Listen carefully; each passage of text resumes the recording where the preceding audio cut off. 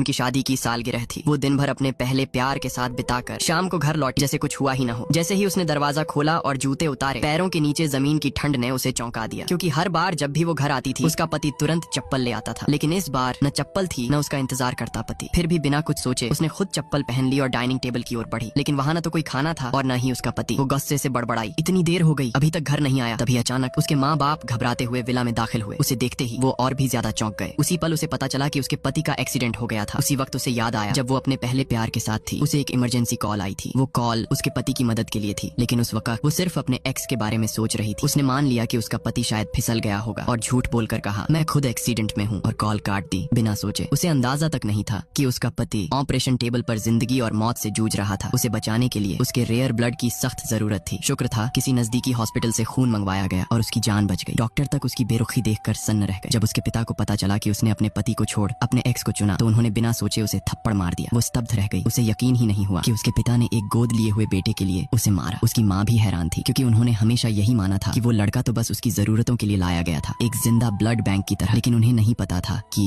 वो लड़का असल में एक अमीर खानदान का खोया हुआ बेटा था और उसके पिता ही इस सच्चाई को जानते थे। वो अपने असली परिवार के पास कभी भी लौट सकता था, लेकिन उसने चुना उस लड़की के साथ जिंदगी बिताना जिसे वो बचपन से चाहता था। पर लाख कोशिशों के बाद भी वो उसके ठंडे दिल को नहीं पिघला सका। आखिरकार उसने हार मान ली और फैसला किया अब वक्त है जाने का। उसने अपनी माँ को कॉल किया और कहा, मैं अब लौटना चाहता हूँ। लेकिन जाने से पहले पति पत्नी के रिश्ते की लाज रखने के लिए उसने 3 दिन और रुकने का फैसला किया। मगर जब वो घर लौटा तो देखा वो अपने एक्स का बर्थडे सेलिब्रेट कर रही थी। जब उसने दरवाजे पर अपने पति को देखा तो वो एक पल के लिए ठिठकी, लेकिन डिनर टेबल पर उसने कोई परवाह नहीं की। खुलेआम अपने एक्स को खाना परोसने लगी और अपने पति से बस इतना कहा, खा लो। उसे ये तक याद नहीं था कि उसका पति कभी तीखा खाना नहीं खाता। टेबल पर हर डिश उसकी नापसंद थी। जब उसने एक्स के हाथों से बनी डिश खाई जो डॉग मीट थी, तो एक ही बाइट में उसका मुंह बिगड़ गया। उसे झट से थूक दिया। तभी उसे पहली बार एहसास हुआ कि वो तो अपने पति के बनाए स्वाद की आदी हो चुकी थी। उस रात जब वो अपने कमरे में लौटी, उसका पति उसके सामने डिवोर्स पेपर्स लेकर खड़ा था, लेकिन वो अपने एक्स के साथ मोबाइल गेम्स खेलने में इतनी व्यस्त थी कि पेपर्स देखने की फुर्सत तक नहीं मिली। उसने कहा, टाइम नहीं है, तुम ही साइन कर दो। उसने उसका हाथ उठाया और खुद उसके फिंगरप्रिंट पेपर पर लगा दिए। उस पल उसका दिल पूरी तरह टूट चुका था, लेकिन वो अब भी गेम में मस्त थी, बिना ये समझे कि उसने अभी अभी अपनी शादी खत्म कर दी। अगली सुबह वो जा चुका था। उसे तब तक होश नहीं आया जब तक उसकी बहन ने डिवोर्स पेपर्स लाकर उसके हाथ में नहीं रख दिए। वो घबरा गई, भागती हुई घर लौटी, लेकिन वहाँ सिर्फ खालीपन था, न कोई सामान न कोई जवाब। उसने खुद से कहा वो कहीं छुपा होगा। तभी दरवाजे के पास उसे अपने एक्स की आवाज सुनाई दी और उसका एक घिनौना प्लान भी।